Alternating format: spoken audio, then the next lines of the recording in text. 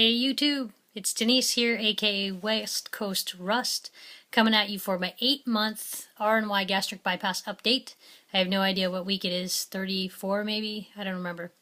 So today is November 8th, 2013, and I am 8 months post-op.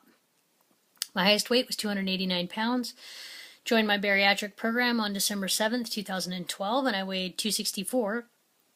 And I had surgery March 8th, 2013. I weighed 247 pounds. Last week, I weighed 163 pounds, and this week I am 162.5 for a half a pound loss. I'll take it, although I wanted more. I will not lie. Lots of contributing factors, which I really don't care about because I just only lost half a pound.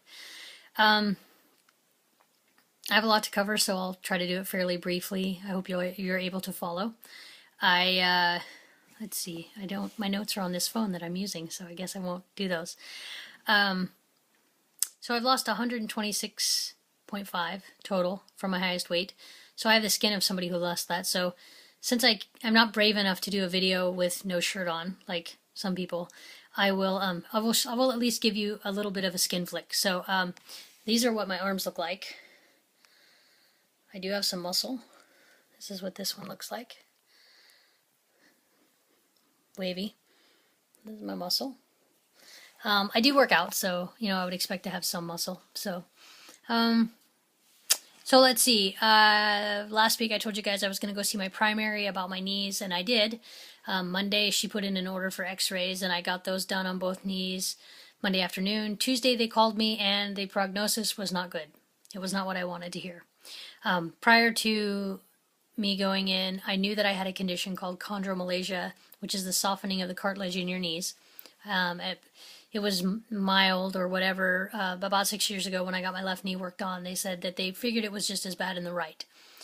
Their direction was for me to lose weight in a massive amount in a very short amount of time, and I did not do it. So 6-7 years later, whatever it is, I have done more damage.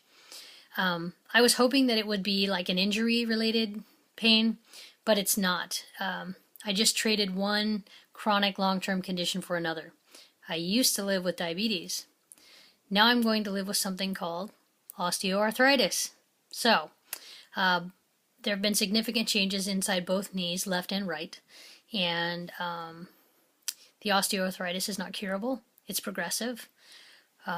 Someday I'll have to have my knees replaced.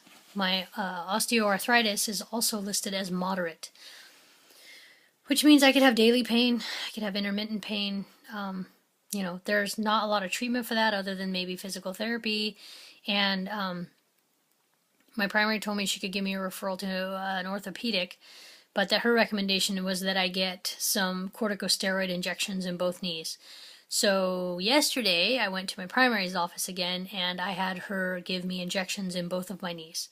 So she told me that today would be the most painful day, and it pretty much is. It sucks. It's painful. It is a terrible achy feeling inside both of my knees.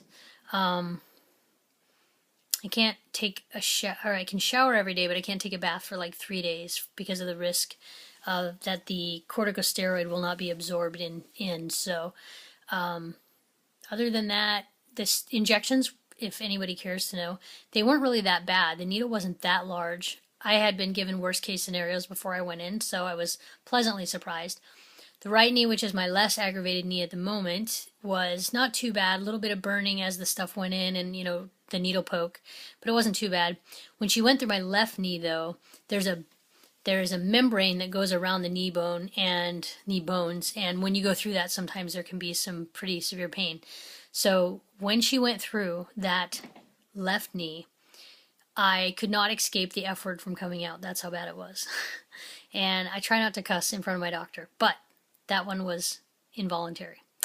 Also, if she would not been holding my knee down, I probably would have kicked her in the face because it was so immediate and so excruciating, but it lasted such a short amount of time. It was crazy. How long will it last? We don't know. My pain should be under control Monday, and it could last forever. 6 months, 3 months. It might not work. We don't know. We just have to wait and see because everybody responds differently to the steroid. While I was there, she talked to me about my new exercise regimen because it cannot stay the same. I have been directed not to jog any longer and to never jog again because it will only progress my osteoarthritis and the chondromalacia further. So unless I want to have my knees replaced sooner than later, which the insurance company will not want to do, I have to quit jogging. And I'm kind of bummed out about that because I was really enjoying it. I was liking it. I felt it's an instant relief, it's an instant gratification thing where you immediately feel powerful. You feel the adrenaline. And she has advised me to begin using the elliptical machine instead because I can still get a good burn, but I'm not going to be getting that, the jarring inside my knee that's causing the breakdown. So I still get to walk. I still get to ride the recumbent bike. I just don't get to jog anymore. So my dreams of jogging the 5K when I go to Texas are not going to happen. But that's okay. I mean, I'll walk it. Also, when I was at my primary's office, I got the referral I was looking for to the plastic surgeon's office. Now, I'm not technically at goal, but I am in the maintenance range, and the primary care physician thought it was in my best interest to get to the surgeon sooner than later so that I know where I need to be with him in order to have surgery. So it's kind of the next step for me. Also, she thinks that it's best that I go sooner than later to talk with the surgeon because she feels that I am at risk of developing a body image issue that could be detrimental to my health. She does not like the idea that I've gone from 289 pounds to 162 and a half, and I don't feel like I'm as small as I am at all. I still feel huge and uncomfortable with this body that I have, and honestly, I really feel like it's like having an alien on your abdomen. It's not supposed to be there. The fat is not attached like the fat used to be, and it's not full like it used to be. So, yeah. So I feel like I'm gonna have a gremlin come out at any time if I add water. Does that make sense to anyone that lived in the 80s? Okay. Moving on. It's 7 minutes and I need to get this going. So I'll tell you about my NSVs this week because everybody should have an NSV every week, every day if they can. I had 3 basically. Last weekend, I went to Under Armour and I was finally able to get into an extra large women's zip-up hoodie. And that was pretty cool. And then I went to Fred Meyer and I went looking for a coat, and I'll be damned if I didn't fit into a women's large fitted coat, winter coat. That's pretty cool.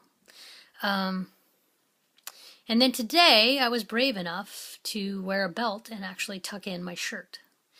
And I felt self-conscious all day long when I wasn't busy, but I did get a lot of compliments and that was kind of nice. So I don't know when I'll do it again, but so that's it, folks. I'm down 126.5 pounds from my highest. I have the skin of somebody who has lost that much weight, and it is what it is, and I don't care. So shout out to all my peeps going to Texas, if you're interested. We're all going to be at the Comfort Inn Suites, whatever, outside of the airport there in Houston. So December 12th through, some people are leaving on the 15th. So I guess I'll catch you guys later. Thanks for watching my channel. Be well and be kind, and we'll catch you guys later. Peace.